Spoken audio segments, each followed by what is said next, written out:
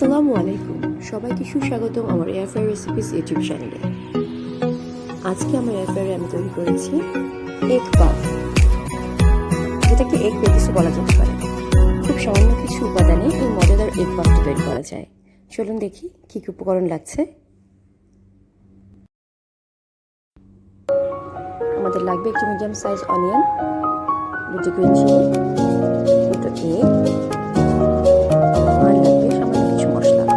এখানে আছে half teaspoon Maggi মশলা, 1 চিমটি পরিমাণ ভাজা জিরা গুঁড়া, 1 চিমটি পরিমাণ হলুদ গুঁড়া, 1 চিমটি পরিমাণ লবণ, 1 চিমটি পরিমাণ। Let's start our cooking. Medium to high হিটে প্যান বসিয়ে 2 টেবিল চামচ তেল দিয়ে দিতে হবে। আমি এখানে ব্যবহার করেছি অলিভ অয়েল। আপনারা যে কোনো ধরনের অয়েলই ইউজ করতে পারেন, আর কেউ ইচ্ছে করলে বাটারও ইউজ করতে পারেন, তাতে টেস্টটা আরও ভালো আসবে। এখন দিয়ে দিচ্ছি কুচি করা পেঁয়াজ আর কাঁচামরিচ।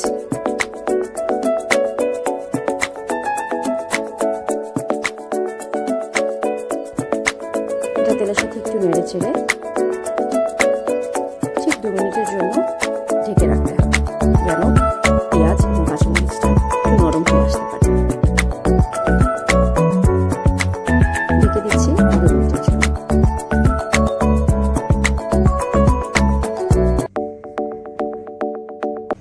দু মিনিট পরে যখন দেখবেন যে এরকম নরম হয়ে এসেছে, তখন ঢাকনাটা খুলে যে মশলাগুলো ছিল সেগুলো দিয়ে দিতে হবে। আমি এখন আমার মশলাগুলো সব দিয়ে দিচ্ছি।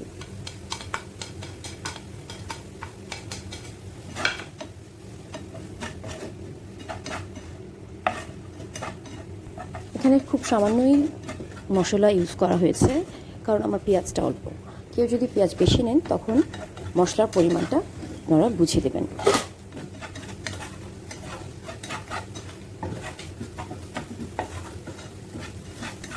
মশলাগুলোকে ভালোভাবে পেঁয়াজের সাথে মিশিয়ে কিছু সময় ধরে রান্না করে নিতে হবে। খেয়াল রাখতে হবে পেঁয়াজগুলো যেন পুড়ে না যায়। মশলা আর পেঁয়াজ শুধু মিশে একসাথে একটা সুন্দর ঘ্রাণ বের হলেই এটাকে নামিয়ে ফেলতে হবে খুব দ্রুত। 2 মিনিট পর্যন্ত আমি রান্না করেছি। আপনারাও চেষ্টা করবেন যেন 2 মিনিটের বেশি রান্না না হয়, কারণ এটা আবারও ওভেনে বেক হয়ে পোড়া পোড়া হয়ে যাবে। আমার পেঁয়াজ রেডি। একদম এরকম কালার আসবে, একটু খেয়াল করে দেখলেই বুঝতে পারবেন।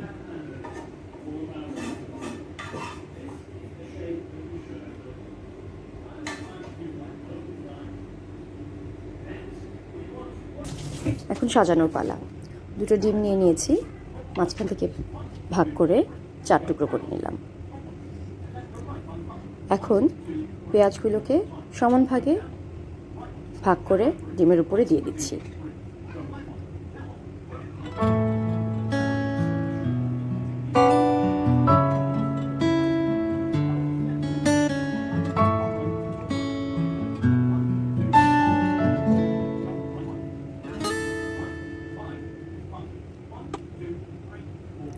ডিমগুলো এখন রেডি হয়ে গেছে। এখন পেস্ট্রি শিটে বসানোর পালা। ঘরে তৈরি পেস্ট্রি শিট আপনারা এভাবে 4 কোণা করে কেটে নেবেন। আর আমি যেহেতু এটা কিনে এনেছি, সেজন্য আমার কাটতে হয়নি, এটা আগে থেকেই রেডি করা ছিল এভাবেই।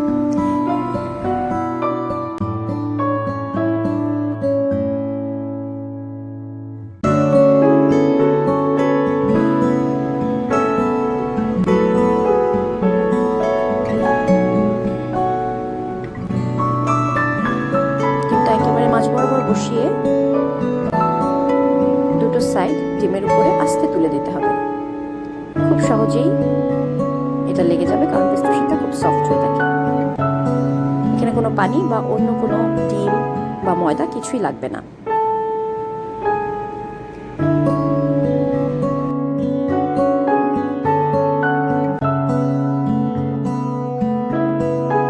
এগ পাফের ডিজাইনটা খুব ভালোভাবে বোঝার জন্য আরেকবার দেখিয়ে দিচ্ছি।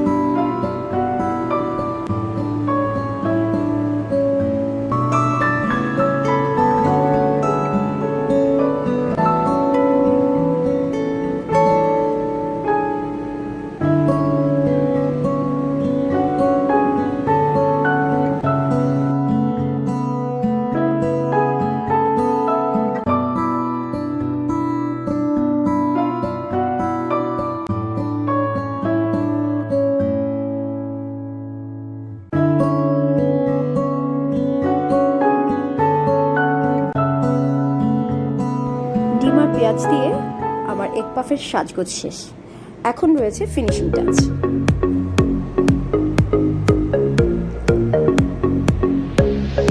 ফিনিশিং টাচে আমি 2 টেবিল চামচ পরিমাণ মিল্ক নিয়েছি। এখন মিল্ক দিয়ে সম্পূর্ণ এগ পাফটাকে সুন্দর করে ভিজিয়ে দিচ্ছি।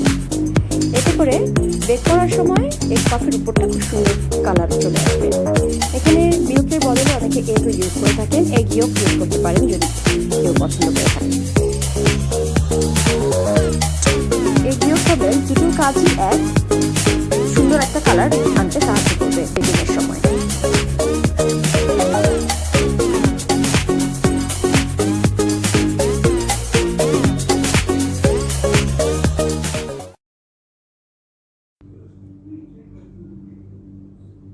এভাবে একটু ফাঁকা করে দুটো এগ পাফ বসিয়ে দিলাম, তাহলে সুন্দরভাবে বেক হবে, একটার সাথে আরেকটা লেগে যাবে না।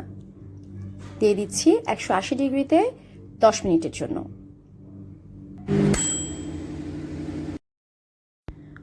অপেক্ষার পালা শেষ, এখন দেখার সময়। খুব সুন্দর গোল্ডেন একটা কালার এসেছে।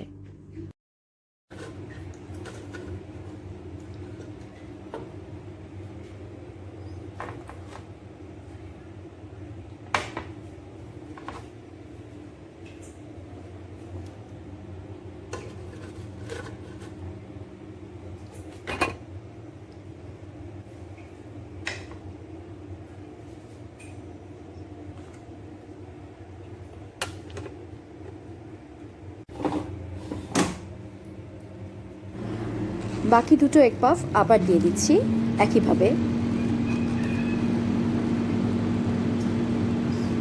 10 মিনিটের জন্য 180 ডিগ্রিতে।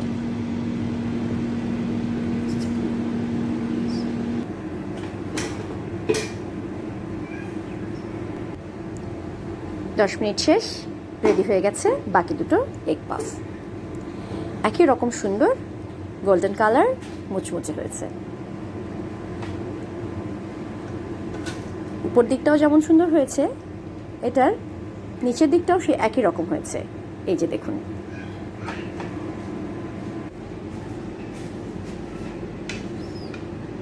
আমার এগ পাফ সম্পূর্ণ রেডি, এখন শুধু খেতে হবে। তবে একটা কথা বলে রাখি, আমি যেহেতু এটা এয়ার ফ্রায়ারে করেছি, তাই বলে যে এটাকে এয়ার ফ্রায়ারেই করতে হবে এমন কোনো কথা নেই। আপনারা যাদের কাছে এয়ার ফ্রায়ার নেই তারা কিন্তু চুলাতেও এটা করতে পারেন।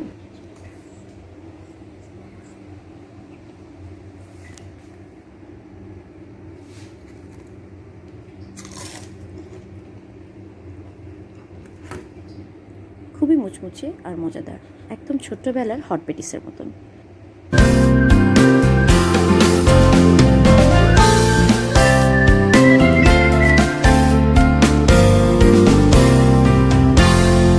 ভিডিওটি এতক্ষণ দেখার জন্য অশেষ ধন্যবাদ। যদি ভালো লাগে অবশ্যই সাবস্ক্রাইব করবেন, ট্যাপ করবেন বেল বাটন যাতে নেক্সট ভিডিওর নোটিফিকেশন পেয়ে যান, আর লাইক এবং শেয়ার করার অনুরোধ রইল।